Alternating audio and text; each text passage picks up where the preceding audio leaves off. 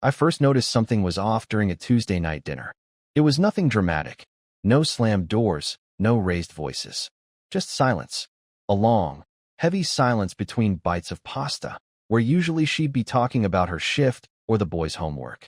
That night, she didn't say much at all. She just looked tired. Not physically, emotionally. Like she had already given up and was just going through the motions. My name is Derek. I'm 38 years old. I live in Akron, Ohio. I've been a floor supervisor at a parts plant for almost 11 years. My wife, Lindsay, is a nurse. We have 2 boys, ages 6 and 9. On paper, we're a regular, working-class family. But something had shifted, and I couldn't ignore it anymore. That weekend, after the boys had gone to bed, I finally worked up the nerve. "Are we okay?" I asked. We were sitting on opposite ends of the couch, like strangers. She didn't look at me, just sighed, low and controlled, and said, "I don't know, Derek. You tell me. I feel like you're pulling away."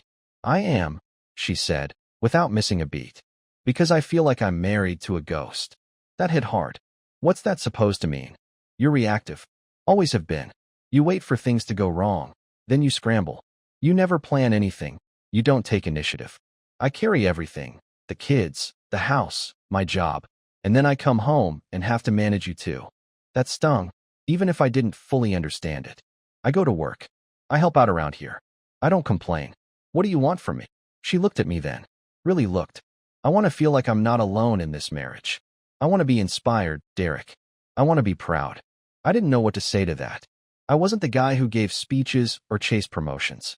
I just kept my head down and did my job. Wasn't that enough? "I'm sorry," I said, and I meant it. "I didn't know you felt that way." "I know," she said quietly. "That's part of the problem." After that, I tried. I really did. I started waking up early to help with breakfast. I folded laundry without being asked. I took the kids to soccer even when I was dead tired from work. I even started making dinner a couple nights a week. But none of it seemed to matter. Lindsay stayed cold, polite at best. I couldn't figure out if I was doing something wrong, or if it was just too late. Eventually, we went to couples therapy. I thought that was a good sign. It wasn't. About 3 sessions in, she said it out loud, that she had never truly loved me. That marrying me was what her family expected. I was this safe Christian husband, the solid provider. She said she wanted to believe it would work, that she could grow into the role. But she was done pretending. I sat there, numb, while the therapist handed her a tissue. I couldn't even look at her. All I could think was, so that's what all this was. A performance. And I'd been the only one who didn't know I was in a play. After that therapy session, things didn't fall apart. They just stopped moving. Like the engine of our marriage had seized, and we were stuck inside, still going through the motions, but not getting anywhere. Lindsay didn't leave. She still cooked dinner sometimes, still kissed the boys goodnight. But intimacy, conversation, any spark of warmth between us, gone. Completely gone. Therapy continued, even though it felt pointless. Week after week, we sat in that beige office while the counselor asked open-ended questions that neither of us seemed eager to answer. Lindsay talked in circles, blaming stress, burnout, regret. I tried to listen. I tried to show patience. But the more I leaned in, the more distant she became. One session, the therapist brought up our sleeping arrangements. The boys had been crawling into bed with Lindsay more often, and I'd started sleeping on the couch most nights to give them space. For the kids' emotional stability, the therapist said, it would be healthier to present a more unified environment, even if it's symbolic. So I dragged a cot into the master bedroom. Not into the bed, that was off limits. Just beside it. One pillow, one blanket, wedged between a dresser and the wall like some half-banished roommate. I thought maybe it would help. Maybe just being close again, even physically, would spark something. But every night I'd lay there in the dark, staring at the ceiling, listening to her breathe on the other side of the room like I didn't exist. Like we weren't even married. Like I was just there. Some nights I'd wake up to find one of the boys curled up with her, and I'd look at that. At the way she gently stroked their hair, the softness in her eyes, and wonder where that version of her had gone. Why she couldn't even fake it for me anymore. I tried talking to her about it once. "Do you even want to fix this?" I asked, whispering so the kids wouldn't hear. She didn't answer right away. Then, without turning over, she said, "I don't know." That answer broke something in me. Not because it was harsh. I could have handled harsh. It was the apathy. The quiet shrug of it. And yet, every day I kept showing up, folding laundry, helping the boys with homework, sitting through therapy sessions where she spoke like I wasn't even in the room. When I pressed her, she'd give vague reasons. She was depressed. She was tired. She didn't know what she wanted anymore. One time, she admitted she sometimes regretted getting married at all. Then why are you still here? I asked. She looked at me with hollow eyes. Because the boys deserve a complete family, even if it's broken. So I stayed on the cot, like a ghost haunting my own marriage, hoping, somehow, she'd change her mind. But deep down, I already knew she had made her decision a long time ago. She just hadn't said it out loud yet. It was my buddy Eric who first said it out loud. Man, I hate to bring this up, he said, leaning over the hood of my truck. But if this was anybody else, you'd be checking her phone. I didn't want to hear it. I didn't want to believe it. She's just tired, man, I said, even though I didn't believe it myself. Eric wiped his hands with a rag and gave me that look, the one guys give each other when the truth is ugly but obvious. Come on, Derek. You're sleeping on a cot next to your own wife while she floats around the house like you don't exist. You think that's normal? That sat with me. I tried to ignore it. Tried to tell myself it was just the stress, the therapy, the burnout. But once the seed was planted, I couldn't stop thinking about it. A few days later, I found myself at Best Buy after work, asking an employee half my age if this little voice recorder could fit under his seat. The kid didn't ask questions, just rang it up and bagged it. That night, after Lindsay fell asleep, I slipped outside and tucked the recorder under the passenger seat of her car. My hands shook the whole time. Not from guilt, from knowing, deep down, I wasn't going to like what I heard. I waited 3 days before checking it. I listened in the garage with the door down and the boys asleep inside. The first 2 days were nothing, just traffic, the buzz of the radio, an occasional sigh. But day 3? That was the gut punch. It started with her laughing, the kind of laugh I hadn't heard from her in months. Light, unfiltered. Then a man's voice. God, I miss you. I miss you too, Lindsay said. Every damn day. They talked for 20 minutes. About memories, about their connection, about how she couldn't wait to be out of this marriage. How they needed to be careful for now, but she had a plan. Then, quietly, she said, he'll never see it coming. My blood went cold. She talked about the kids. About how they'd adjust. About how 2 years wasn't that long to wait if it meant doing it right. She laughed again. Honestly, the sex dreams alone are getting out of control. I stopped listening after that. I just sat there, hands gripping the edge of the workbench, staring at nothing. I wasn't even angry. Not yet. It felt more like falling. Like my whole world had shifted 5 degrees to the left, and I couldn't stand up straight anymore. I backed up the files, printed transcripts, labeled everything neatly, like I was cataloging evidence for a trial I didn't want to attend. I didn't confront her. Not yet. Instead, I started keeping track, phone logs, texts, emails. I checked our bank account more carefully, noted every odd charge. I dug through old receipts. I took screenshots. I stayed quiet. Because when a storm is coming, you don't scream at the sky. You board the windows. And you wait. The more I looked, the deeper the rot ran. Late one night, after Lindsay had gone to bed, I pulled her phone records on the family plan. I don't know what I expected to find. Maybe a few calls here and there to the guy from the voice recorder. Instead, what I saw were hours of late-night conversations. Some of them clocked in after midnight, while I was on the cot 3 feet away. But that wasn't the worst part. Another number kept popping up, one I didn't recognize. So I plugged it into a reverse lookup app, and there it was. Another man's name. Not the same guy from the recordings. A second one. An old boyfriend from before we got married. I didn't even feel shocked anymore. I just sat there staring at the screen, wondering how many versions of my wife had been walking around this house while I was busy trying to save something she'd already thrown away. The next morning, I emailed a divorce attorney I found online. Not to file, not yet, just to understand what my options were. Her reply came within a few hours. Straightforward, calm, professional. She advised me to stay quiet, stay civil, and keep records. If custody is a goal, she wrote, don't blow up the situation. Courts don't reward drama. They reward stability. So that's what I did. I started quietly making copies of everything. Pay stubs, tax returns, the boys' medical records. I opened a separate checking account and routed part of my paycheck there. I didn't touch it. Just started building a wall for when things collapsed. Then I stumbled across something that made my stomach turn. I was going through an old laptop we used to share. She hadn't logged out of one of her email accounts. In one message chain, she was laying out a 2-year plan to her lover. Her words, not mine. She was planning to move him into our house, into my son's lives. She was just waiting for the right moment, when the kids were old enough to adjust quickly, and when her family wouldn't suspect anything. I scrolled down and read her say she was keeping the marriage intact on paper to avoid rocking the boat too soon, to keep up the Christian wife act a little longer. I sat back in the chair and stared at the screen. She wasn't just cheating. She was running a con. And I'd been the idiot who vacuumed the living room while she whispered about another man in the next room. That night, she lied again. Said she was covering a late shift at the hospital. But her scrubs were still in the laundry basket, and she'd barely touched her car. I said nothing. I was done arguing. This wasn't a marriage anymore. This was chess. And I had finally stopped playing checkers. It was a Saturday morning when I finally made the call to my brother. Nathan, you still got that truck? I asked. Yeah. Why? I'm moving out. There was a pause on the line. Then a low, serious, all right. I'll be there by 10. I didn't tell Lindsay. I just waited until she took the kids to her sister's house for the weekend, then started packing everything I owned into labeled bins. I didn't touch her stuff, not even the wedding photos, just the clothes, tools, and a few personal things. The whole time, I felt like I was floating, detached from my own life. When Nathan arrived, he didn't ask questions, just helped carry bins and said things like, "You good?" and "Take your time."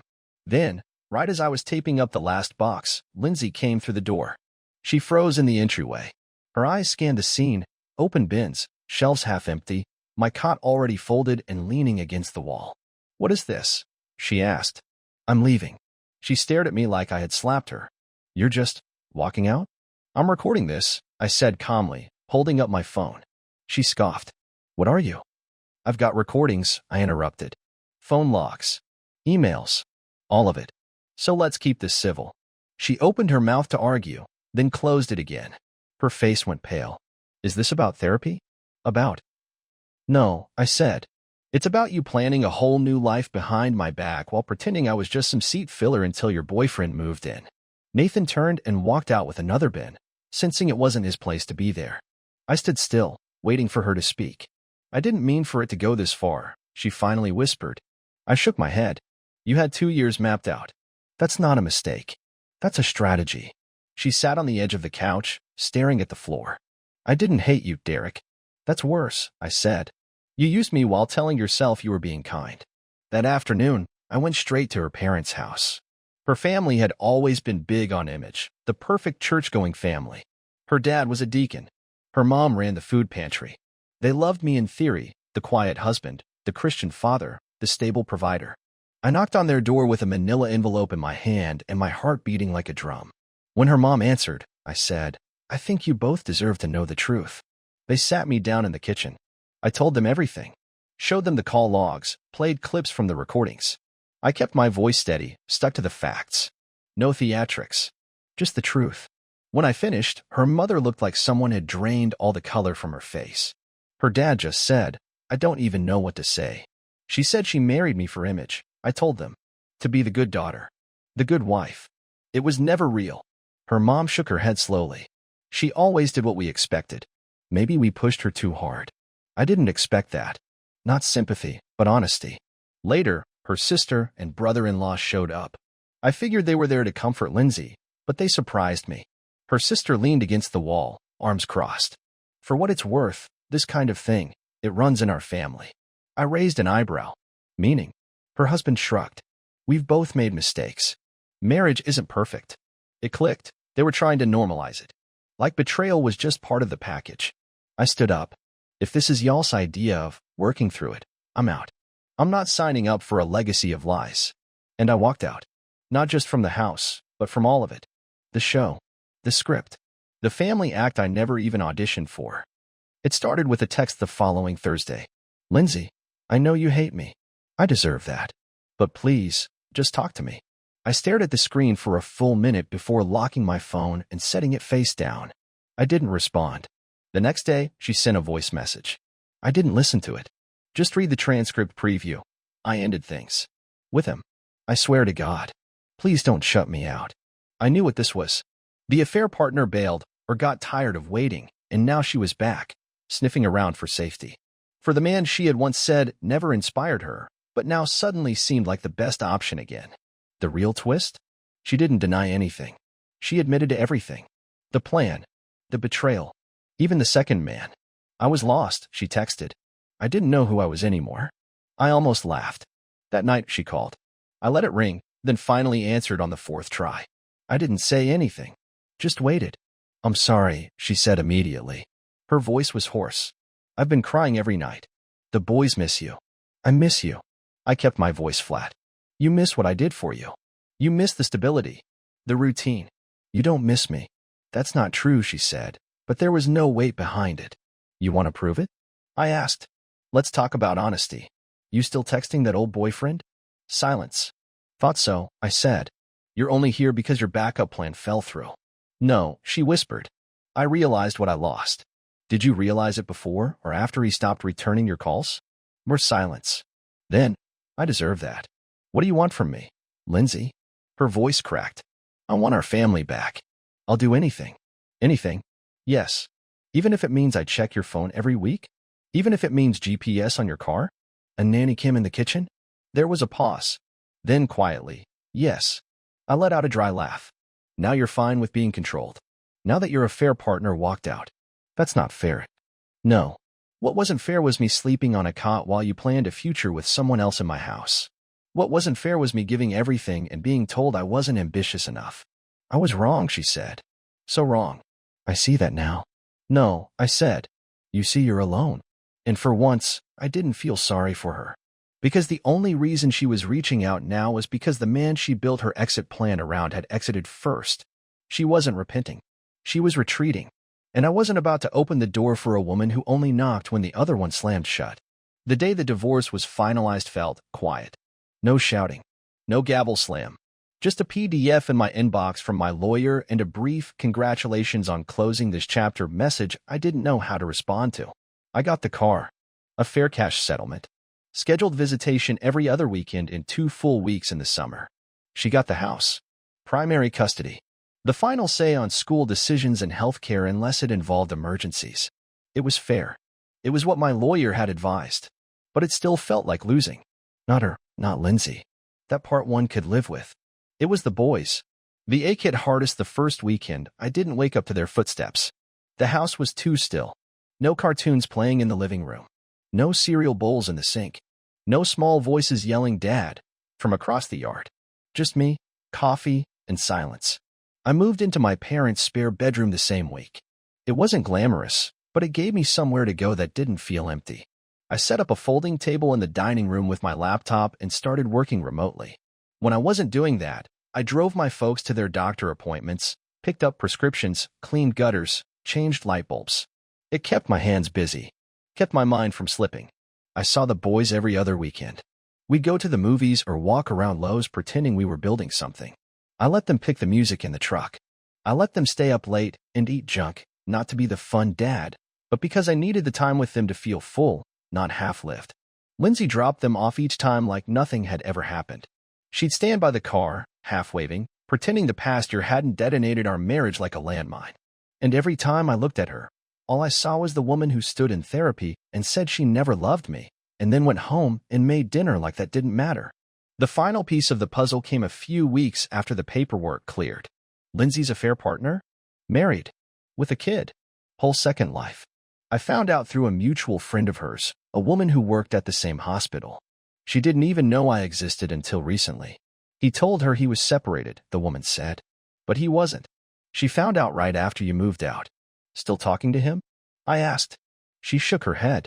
He ghosted her. Deleted everything. He's gone. I didn't say anything. Just nodded.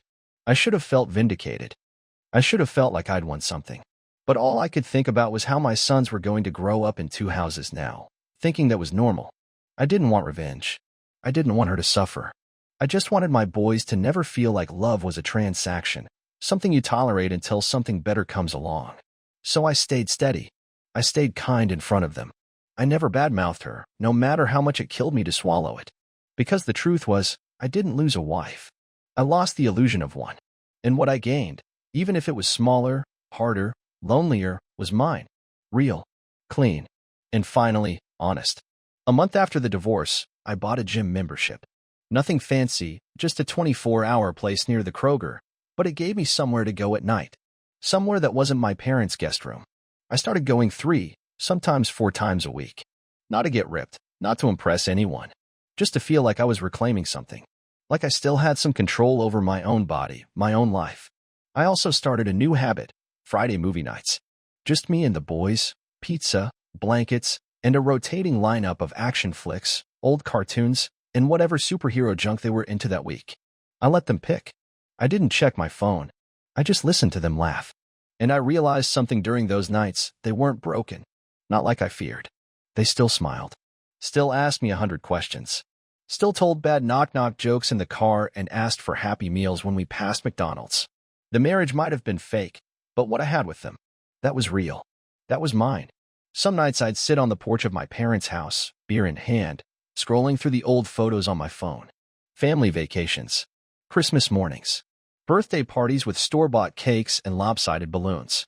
So many of those moments felt like lies now. Not because the kids weren't happy, but because I had no idea what was going on behind her eyes back then. I used to wonder what I could have done differently. Maybe if I'd been more ambitious or more romantic. Maybe if I'd pushed harder in therapy. Maybe if I'd been someone else. But I don't do that anymore. Because the truth is, she chose what she chose. And nothing I did or didn't do gave her the right to gut our marriage and pretend she was the only one bleeding. She still texts me sometimes. Not often. Just little things. Photos of the boys. A reminder about a school fundraiser. And every now and then, something personal. Lindsay, I've been thinking about us a lot lately. Lindsay, if you ever want to talk. I'm here. Lindsay, I'm willing to be monitored, if that's what it takes. That one made me laugh out loud. Now she wanted surveillance. Now she wanted rules. Now that her fantasy blew up in her face, she was willing to live in a cage to stay close to the safety net she cut loose. She thought groveling would earn points. That offering herself up like a project to be managed would win me back. But I wasn't looking for someone to control. I was looking for someone who wouldn't have to be caught to stop lying. So I didn't reply. I wasn't angry. I wasn't bitter. Just done. Not moving on with fireworks or some grand redemption arc. Just one quiet step at a time. Working, parenting, breathing, with nothing left to prove. Still hurting, but finally free.